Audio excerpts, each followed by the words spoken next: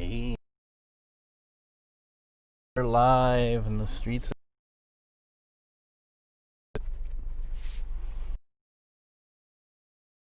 It is a beautiful Friday afternoon. It's 35 degrees, but not bad. The sun is out, and that makes it feel better. When you get in the shade, though,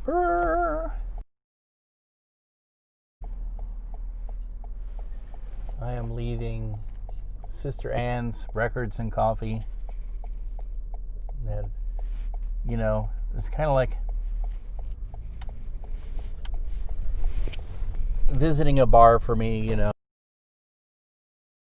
Talking a conversation, I thought they were talking about another form of craziness, like more personal crazy things happening. But actually,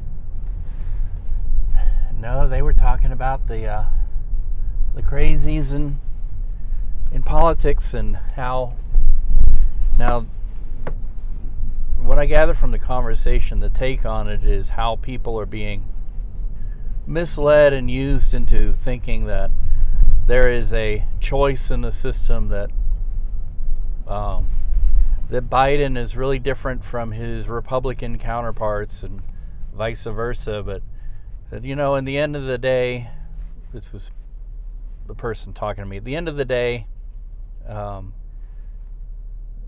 they all are working for their corporate overlords, and nothing ever really changes. The war industrial complex still gets $700 billion every year, and the people don't see much of a benefit, and the poor get poorer and the rich get richer. To me, that's a bleak view. I wish I could really disagree with it or disprove it or say, hey, there's hope, All I have to say is that in history, democracies are a very fragile thing. Republican form of government. Now, I don't mean Republican like Republican Party. I mean Republican as in like the Republic, a representative form of government. Have not been the most stable forms of government. They're always at a very delicate balance. And if you go back in history, republics have devolved into empires and then kingdoms. And, strong men, overlords have taken over, and you end up with like a corporate state where it becomes government by the rich for the rich. And I wish I could say something is different, but history does not prove that. There's not been a situation where you can keep that balance very well. The rich will always end up buying access. Earlier today, we were having this conversation about how the rich are buying access to COVID, beer flu shots, that somehow, if you have money, you're getting the first place in line. And I was saying, I think that what they need to do is, if you make over, let's say, $250,000 salary, then you automatically are last in line, because the people who need the shots first and the most are people who are actually the poor people, and the ones who are going to be affected the most by it. And my rationalization of this is, the waiters, the waitresses, the taxi drivers, the Uber drivers, the people who are carrying your bags in your hotel room, the maids, all these people have high exposure, and they're going to be last in line to get it. But yet the people who have the best access to medical care and can really take care of themselves in a pinch, they're the first ones in line. Because why? Because they have money. I'm not trying to start a class war or classism, or I'm just saying, it seems like this is the way it always is, that that the need is not put first. It is the greed. It's like, ooh, I got my designer shot. I am now safe, protected. I bought access. My kids are now safe in their designer preppy schools that I'm paying through the nose for, but I can afford it because I have money, and I have money because Daddy gave me my money, and we're old money and we're better than you, And, in the same way people are buying access to things like that, they're also buying access to government and benefiting their class. And what goes out the window very quickly is empathy. Like, people forget that what it's like to be poor and down and, in a way, kind of like in a weakened state where you don't have control over your own destiny so much. And, there are some good people who have money and they are trying to reach out and use their money for the benefit and donate to charitable causes and stuff, but I don't know. Even that is done in many cases for fashion. I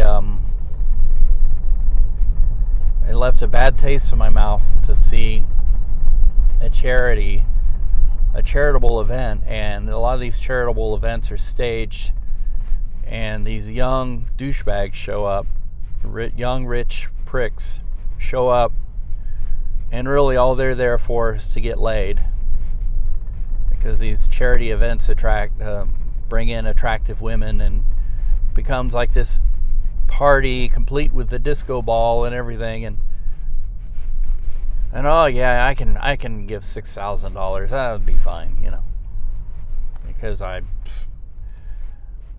the interest in my trust fund is more than that per day, and so that's how you end up with like the Don Juniors and the Erics of the world, people who are insulated and isolated, and they think that they invented themselves, and which is a horrible disease of humanity. When you begin to be, it's like the demiurge syndrome. The demiurge is a mythical creature of the Gnostic teaching.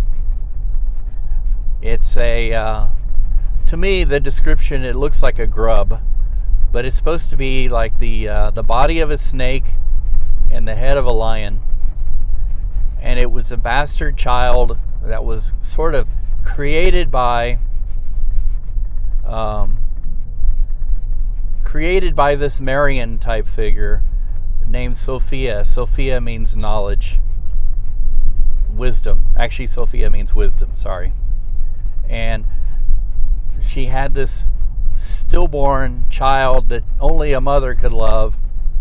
So she protected him and wrapped him in a cloud and hid him from the universe and hid him from God, the true God. And let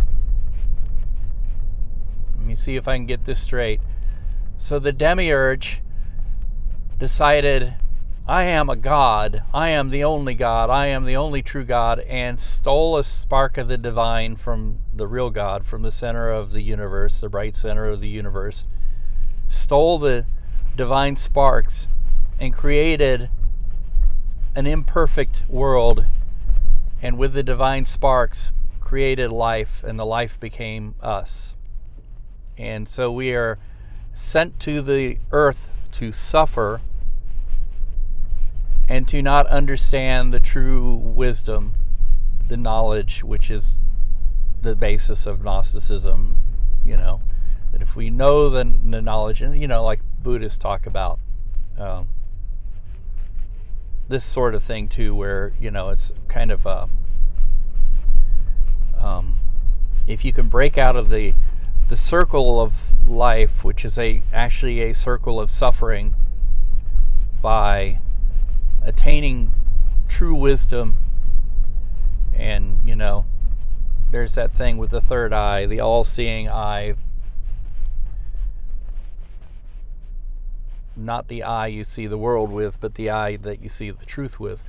Anyway, this is like all, but I was saying, and I digress, there's this demiurge figure, and the demiurge in a way is sort of a self-created, because the demiurge does not acknowledge its imperfect self. Instead, it rationalizes away all the things it has to do to work on itself, and creates suffering by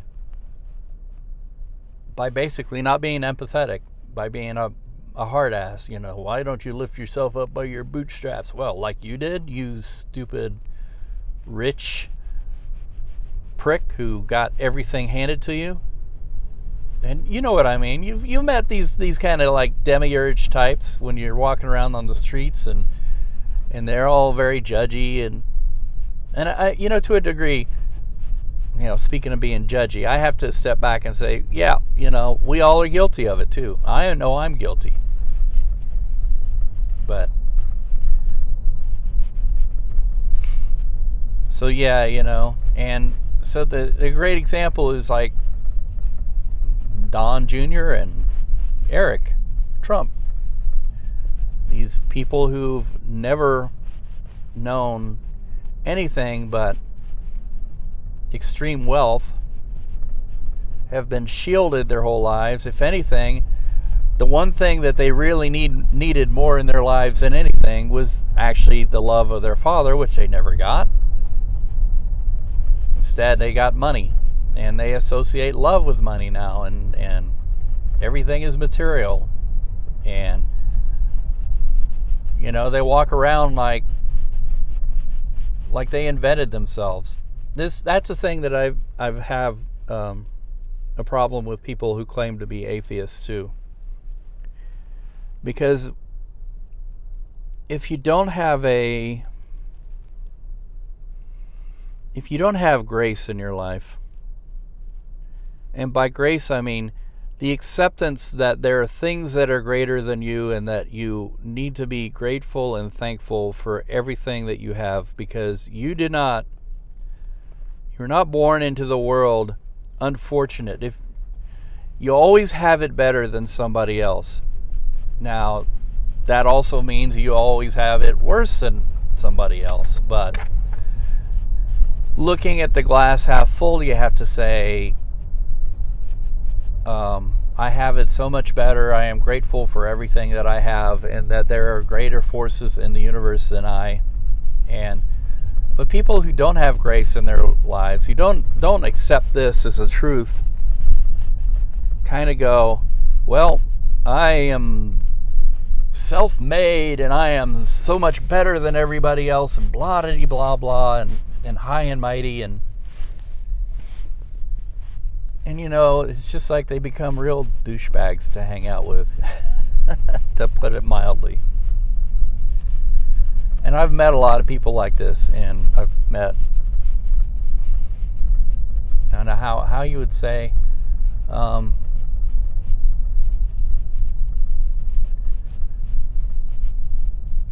if a person claims to be an atheist, or they don't believe in a higher power, I'm not going to judge or question them. I'm just going to say, though, if you are this way, please accept that you need to have grace in your life, no matter what. It does not mean you have to believe in anything. You have to believe the way I believe. What it means is that don't be a douchebag. Don't be a dick. Know that there are greater things in the world. You could have been born and lived maybe 5 minutes out of the womb and died. Maybe that's one of the most unluckiest people. Or you could have been born in such horrible poverty and disease and everything. There's always something to be thankful for. As a matter of fact, what's amazing to me is I've met people who do have it really, really, really bad. I've been to a third world country, and and I've seen real poverty and real suffering. And the funny thing is, I walk around all mopey and depressed and woe is me and my life is terrible and I hate my job and I wish I had this, I wish I had that. And then I come back to reality when I see people like kids who didn't get enough to eat, and they're laughing and joking and celebrating life and happy. And I'm like, what do I have to complain about? I have it in many ways so much better off than these kids, and yet they're so much happier than me. What's the deal? A lot of people don't like to hear this because it reminds them of, and when I hear it, I'm like, yeah, whatever, yada, yada, yada. But I've seen it. One of our favorite stories from visiting the Philippines.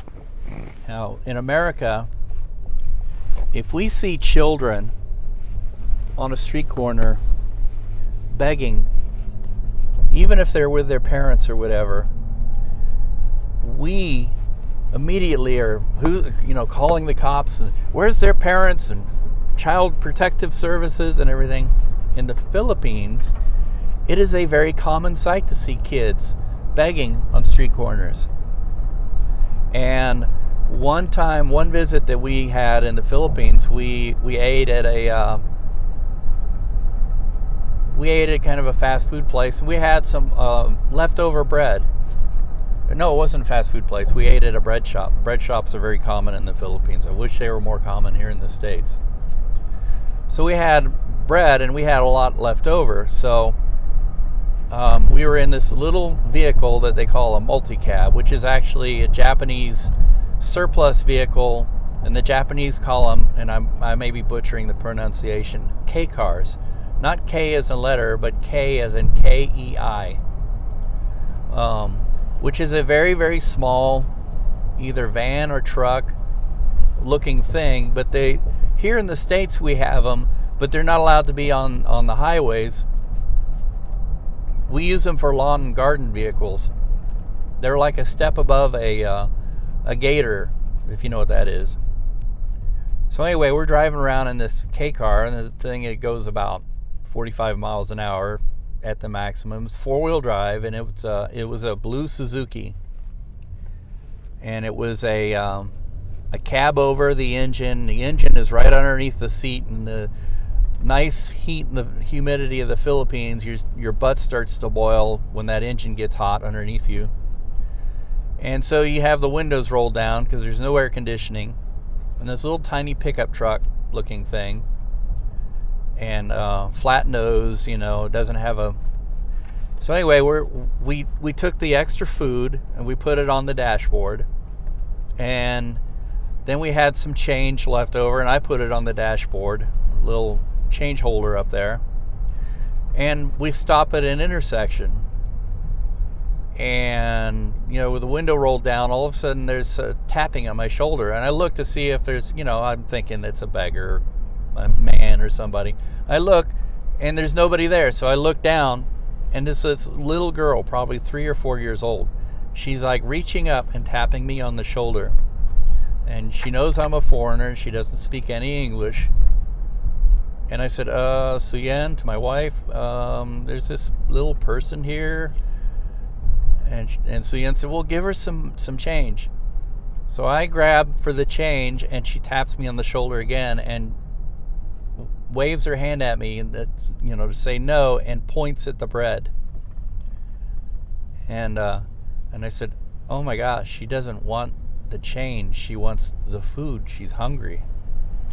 And so we gave her bread, and then we vowed from that time on to always carry a little bit of extra food with us everywhere we went, so that we could give it to little kids when we see them, homeless kids living on the streets. What do I have to complain about in my life? I've had a decent upbringing, decent parents, education, people who tried to help me despite myself. what do I really have to complain about? So, yeah, that centered me. That really brought me back to a point of thinking about grace in my life. So I guess, we're talking about rich pricks, and there's a lot of people that we should think about the grace of the place that we live, this country, where we can talk about issues at least somewhat and address them. You can always find somebody who will listen to you when you say, I have a grievance that I'd like to air. And, really will listen and try and help out, at least try and represent you well. We may not think that is true, but I have found that to be true. And I have found that these people are usually called Democrats. That goes against what my friend was saying. He said, they're all the same. They're all working for the corporate war machine. And I'm like, I am not as cynical as you, I guess, because I've been helped by people, Democrats, when I had an issue and I needed it addressed. They listened to me and they helped me. They had a program set up to help me with a situation. And the funny thing was, they helped me and they talked me through and walked me through a process, and I got what I needed done. And about a week before Election Day, the Republican counterpart all of a sudden calls me up. Hey, we hear you have this problem. Do you need help with it? And by the way, can you vote for Rich Piggy? And I've said, no, your Democratic colleague already took care of it. Thank you very much. Bye. And guess who's getting my vote?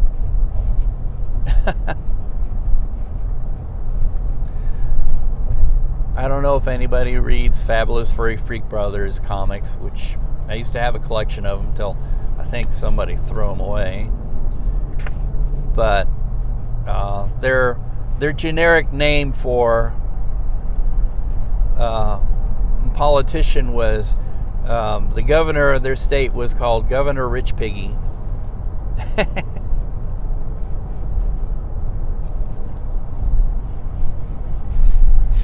And their generic name for any politician, which does go along with what my friend was saying, is Tweedledee and Tweedledum.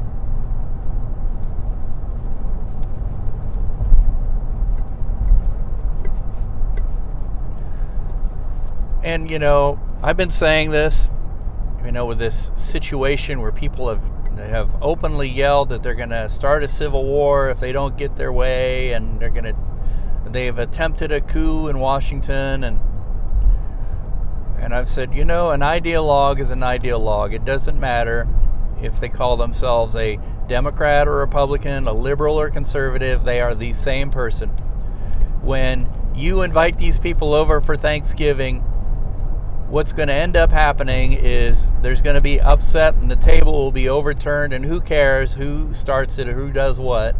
It's going to be the same people butting heads, and it doesn't matter if it's about the price of tea in China or whether or not we need to nuke the Chinese.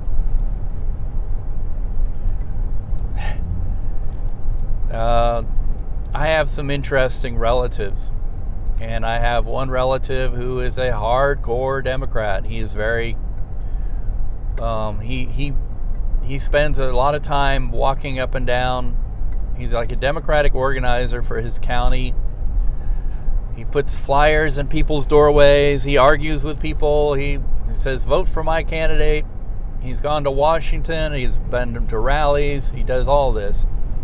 Then I have another relative who's like a hardcore Trump supporter.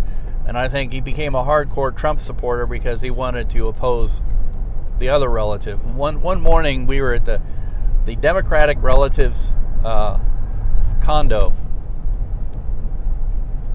And we're there with our laying in sleeping bags on the floor with our dog. And we were woken up to like extreme shouting. How dare you say that?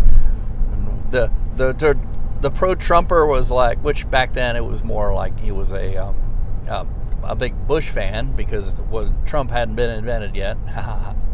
Trump was still a Democrat, and he was like, we don't like these welfare people, these black people, blah blah blah blah. And the hardcore Democrats said, if it wasn't for black people, America wouldn't be great, blah blah blah blah. And they were just screaming at the top of their lungs. Our poor dog was like, her ears were down, her eyes were big, her tail was between her legs, and me and my wife were just sitting there laughing. Like, oh my God, these people. And it doesn't matter what they could be arguing about. They would be shouting at each other, and that's how they talk to each other, is at a shout. And the funny thing is, at the end of the day, these two relatives who happen to be brothers really do care about each other, and it doesn't matter. But they gotta have their shouting and yada yada, and how dare you. Also, they've kind of isolated themselves from the other relatives, and people just so tired of hearing them. The pro-Trumper is constantly telling people, you got to vote for Trump, blah, blah, blah, and getting online and just annoying the hell out of people until even his closest relatives unfriended him, because I'm tired of this propaganda coming from this person. And the pro-Democrat is pretty much the same, very hardcore. You got to vote my way. I won't listen to anything you got to say because you're wrong. See, Tweedledee, Tweedledum. Both the same side, different sides of the same coin. All that's different between them is their polarity, And you go back to their upbringing and everything, and you see why they're obstinate. They just argue to hear themselves argue. And we gotta take politics like that. Like these really hardcore people. It's like, okay, it doesn't matter. One person would say the sky is blue, and the other would say the sky is purple. It doesn't matter. Some say it's cloudy, and some say it's blue sky. It doesn't matter. They would find something to disagree about. So why are we talking about a civil war in this country when it's people who are just bored with themselves and unhappy with their lives and kind of need to settle down?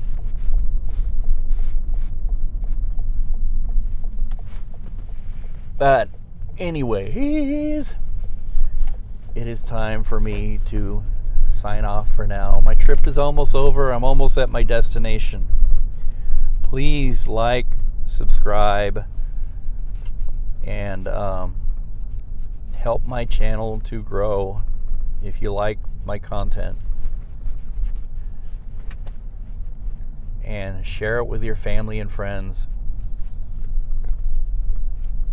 who might also like the content. Don't share it with people who would hate this kind of thing. It's not for everyone. I know that. So, anyway.